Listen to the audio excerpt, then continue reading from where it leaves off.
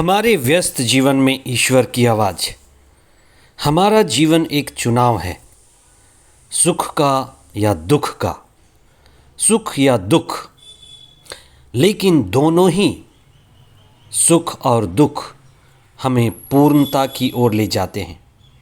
हम स्वभाव से विपत्तियों से बचना चाहते हैं और विपत्तियों का सामना करने के लिए बहुधा तैयार नहीं रहते। आप देखें कि हम पवित्र स्थानों में, दर्शनीय स्थानों में प्रार्थना के लिए जाते हैं तो हमारी प्रार्थना सुख मांगने की होती है, संपत्ति संसाधन मांगने की होती है और सांसारिक चीज़ों को मांगने के लिए ही हम वहाँ जाते हैं। आज का पहला पाठ कहता है कि आप विपत्ति उठाने के लिए तैयार रहें, दुख उठाने के लिए तैयार रहें। विपत्ति उठाने के लिए तैयार व्यक्ति ही परिपक्वता की ओर बढ़ता है, वही पूर्णता की ओर बढ़ता है।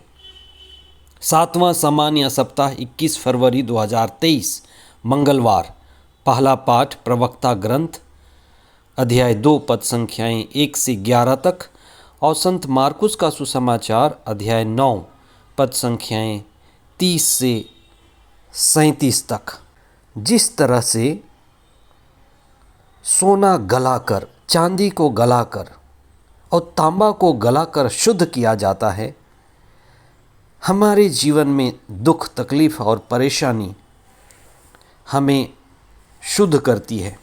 हमारे जीवन में जब हम सत्य में स्थापित होते हैं, सत्य और आत्मा में अटल रहने के लिए हमें शारीरिक, मानसिक और अहंकार से जुड़ी विपत्ति और सांसारिकता से ऊपर उठने की ज़रूरत होती है। आध्यात्म आत्मा और नित्य का चुनाव है और जब हम आध्यात्म के मार्ग में चलते हैं तब ईश्वर के मित्र बनते हैं, लेकिन संसार के शत्रु भी बन जाते हैं।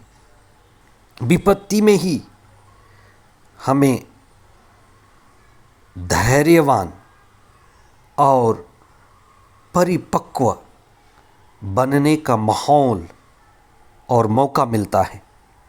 आज के सुसमाचार में ईसा अपने शिष्यों के बीच उठी हुई समस्या को सुलझाने के लिए एक जीवित और ज्वलंत उदाहरण देते हैं। मनुष्य की सबसे बड़ी समस्या अहंकार की समस्या है।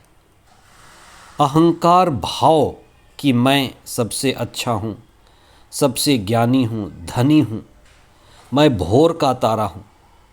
ये मैं पर केंद्रित जीवन अहंकार से जुड़ा हुआ है। लेकिन हमें पता होना है कि मनुष्य वास्तव में अपने आप में कुछ भी नहीं है। जैसे नबी ईसायास अपने अध्याय 40 पद संख्या 6 में कहते हैं, मनुष्य घास मात्र है। जैसे हरी घास मुरझाकर सूख जाती है, वैसे ही मनुष्य की हालत है। अगर हम आत्मा में हैं, चेतना में हैं, बोध में हैं, तो हम गहराई में बढ़ते हैं। अगर हम आत्मा, चेतना और बोध में नहीं हैं, शरीर में हैं, मन मात्र और अहंकार में हैं, यह जीवन खाली खाली जीवन है, व्यर्थता का जीवन है। कल ये हमें निरस्ता की ओर ले जाएगा। कुछ ही दिनों में जो चमकता है सब धूमिल पड़ जाएगा। कुछ ही दिनों में जो अच्छा लगता है वो निरस हो जाएगा। ईसा के शिष्य बड़े महत्वाकांक्षी थे। वे आपस में इसलिए विवाद करते रहते थे कि उनके बीच बड़ा कौन है, ईसा के दाएं और बाएं कौन बैठने लायक है। उनके बीच एक बड़े व्यक्ति होने की बड़ी इच्छा थी। अहंकार मनुष्य की सबसे बड़ी बीमारी है। आज आप देखें कि मेरे अंदर कितना अहंकार है, मेरे जीवन में कितना अहंकार है, मेरे काम में, मेरे पढ़ाई में, मेरी ज़िंदगी में अहंकार कितना ज़्यादा है। आदम और हेवा का पतन अहंकार के कारण हुआ।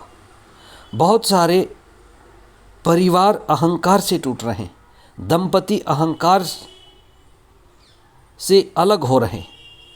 जहाँ अहम है, मैं भाव है, वहीं से मनुष्य का पतन शुरू होता है। वह व्यक्ति जो अहंकार केंद्रित है और कहता है कि मैं सब कुछ हूँ, जो मैं भाव से भरा है, वह हमेशा बड़े होने का प्रयास करेगा और खुद को भरने का प्रयास करेगा, दिखने और दिखाने का प्रयास करेगा। ईसा ने अपने शिष्यों को महत्वाकांक्षा के रास्ते पर चलते हुए देखा और उनसे मना नहीं किया, लेकिन ईसा ने उन्हें वास्तव में, हकीकत में कैसे बड़े बनना है उसका मार्ग दिखाया। ईसा ने बड़े बनने का सही मार्ग उन्हें बताया। बड़े बनने का मार्ग है क्रूस का मार्ग, और क्रूस का मार्ग है सेवा का मार्ग, विनम्रता का मार्ग, अहंकार रहित होकर खुद को खाली करके, दुख के लिए तैयार होकर दूसरों को उठाने का मार्ग, अहंकार रहित होने का मार्ग। इसीलिए ईसा ने अपने शिष्यों के बीच एक बच्चे को बुलाकर खड़ा किया। बच्चे को अपने बीच बुलाकर खड़ा करने का क्या तात्पर्य है? ईसा यही सिखाना चाहते हैं कि बच्चे के जैसे अहंकार रहित बने, विनम्र बने और लगातार अहंकार तोड़ने और अहंकार से निकलने, अहंकार से बचने की साधना करें। वास्तव में आध्यात्म अहंकार मिटाने का साधना है। आध्यात्म अहंकार तोड़ करके विनम्र होने की साधना है। इसलिए जब भी हम पवित्र स्थान में जाते हैं तो हम सिर झुकाते हैं। पवित्र तस्वीरों के सामने हम सिर झुकाते हैं, संतों के सामने हम सिर झुकाते हैं, बड़े बुजुर्गों के सामने हम सिर झुकाते हैं। ये सिर झुकाना एक बड़ी शुरुआत है, पर वहीं से शुरू होती है और वहीं से शुरू होकर के हम वहाँ तक पहुँचते हैं जहाँ परमात्मा है, और वहाँ तब हम पहुँचते हैं जब हमारी पूरी जो अहंकार की भावना है वो मिट जाती है। तो अहंकार मिटाने की साधना ही आध्यात्म है। इसलिए जो व्यक्ति वास्तव में सुखी और आनंदित होना चाहता है वो अहंकार मिटाता है, क्रूस के रास्ते पर चलता है। ऐसे हर व्यक्ति का प्रभु यीशु सद्गुरु है, मुक्तिदाता है। आमीन।